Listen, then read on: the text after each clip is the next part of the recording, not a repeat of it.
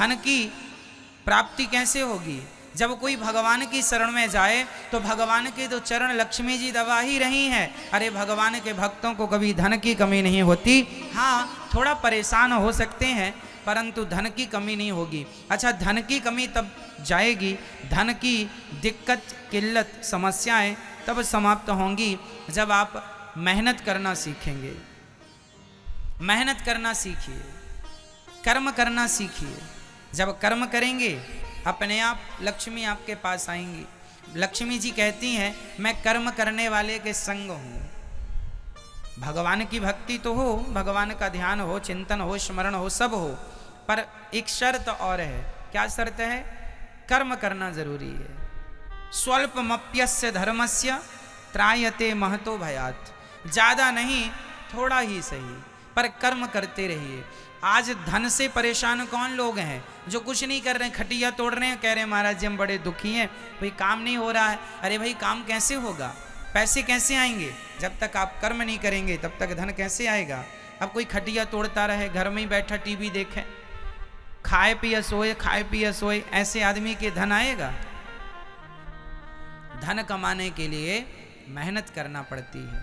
और आप ये कहें कि महाराज जी हमने तो मेहनत हमसे होती नहीं है पर हमारी गरीबी मिटती नहीं है, तो देखो यदि आपको तैरना सीखना है, स्विमिंग सीखना है, तो आपको पानी में तो उतरना पड़ेगा। उसी प्रकार धन कमाना है तो मेहनत तो करनी पड़ेगी। धन है तो मेहनत होगी। जो व्यक्ति आज धनी है निश्चित वो मेहनत करता होगा।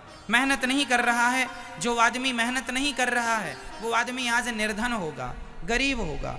जिसकी जितनी मेहनत है उसका उतना धन है, जिसकी कम मेहनत है उसका उतना कम धन है। इसलिए धन चाहते हैं, मेहनत कीजिए, कर्म करते रहिए, है ना, मन लगा के काम कीजिए, अकर्मण्य होके घर पे ना बैठे रहिए, कर्मठ बनिए, कर्ममय जीवन जिया करो। भगवान सारे दुखों को दूर करने वाले हैं। कर्म करते हुए भगवान का चिंतन बना रहे कि हे नाथ मैं आपको कभी भूलूं नहीं। बोलो हे नाथ मैं आपको कभी भूलूं नहीं। भाई काम खूब करिए, पैसा खूब कमाइए, पर काम करते हुए भगवान का स्मरण बनाए रखो। इसमें बुराई क्या है? घट क्या रहा है? हम ये नहीं कहते कि तुम दिन भर माला ही जपते रहो, हम ये नहीं कहते कि दिन भर तुम मंदिर में ही बैठे रहो। हम ये कहते हैं जो भी तुम्हारा कर्म है, किसान हो तो खेती करते हुए ये भाव बने कि हे नाथ ये खेती हमारी नहीं है, सब आपका है, हम तो आपके दास बन के, सेवक बन के काम कर रहे हैं, केवल कर्म कर रहे हैं, कर्म आपके लिए कर रहे हैं। जो भी धन आएगा उससे हम धर्म करेंगे। आप में से कितने लोगों ने सत्यनारायण भगवान की कथा सुनी है? अच्छा, आपने सबने सुनी है, बहुत अच्छी बात है।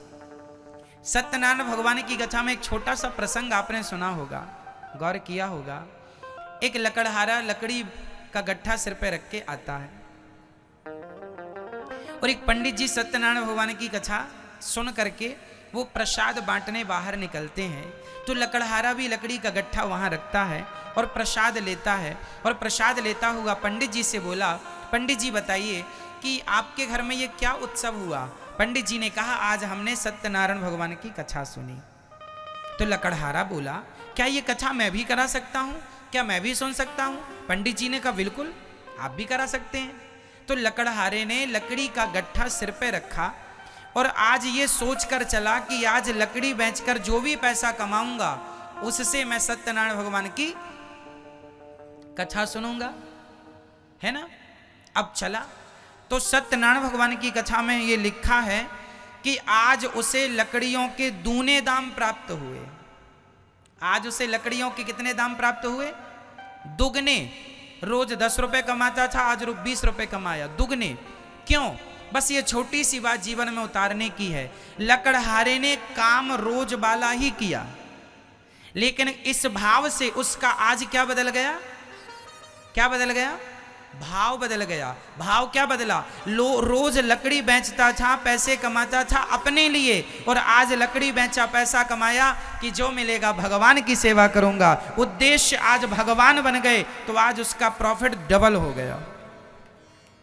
ये समझो बात को। जब आप अपने लिए कमाते हैं तो आप उतना ही कमाते हैं जितना कमा रहे हैं, लेकिन जब आप इस भाव से कमाते हैं कि मैं अपने धन से धर्म करूंगा, सेवा करूंगा, है ना, परोपकार करूंगा, दान करूंगा, जरूरतमंदों की सेवा करूंगा, जब आप औरों के लिए कमाते हैं, समाज की सेवा करने का भाव रखते हैं, भगवान की सेवा करने का भाव रखते हैं, तो आपकी कमाई अपने आप डबल हो जाती है। ये भगवान की कृपा, ईश्वर आपके काम को दुगना कर देते हैं। इसलिए अपने लिए नहीं, समाज के लिए, सबके लिए। जैसे हमारे गेंदलाल जी, देखिए ना, हमने सुना है कि ये बहुत सेवा करते हैं समाज की, समाज के बीच में रह करके, परिवार के बीच में रह करके समाज की बड़ी सेवा करते हैं। जो पैसा कमाते हैं, देखिए ना, इन्होंने जो भी पैसा कमाया उस धन को धर्म से जोड़ दिया कि नहीं, धन हो तो धर्म के लिए हो।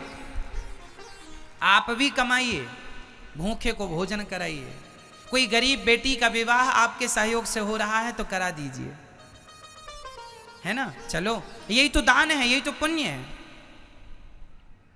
प्यासे को पानी मिल जाए, भूखे को भोजन मिल जाए, निर्वस्त्र को आप वस्त्र दे दें, क्या घट जाएगा आपका। कहने का तात्पर्य यह हुआ, धन कमाना बुरा नहीं है, खेती करना बुरा नहीं है, बिजनेस करना बुरा नहीं है, फैक्ट्री चलाना बुरा नहीं है, सब काम करो, पर काम करते हुए ये विचार हो, ये भाव हो कि ये सब कुछ भगवान का है, हमारा नहीं है। मैं अपने को मालिक ना मानूं, मैं भगवान का दास मानूं। संपत्ति सब रघुपति के आही, सब भगवान का है। इस भाव से हमें कार्य कर लेना चाहिए, करना चाहिए।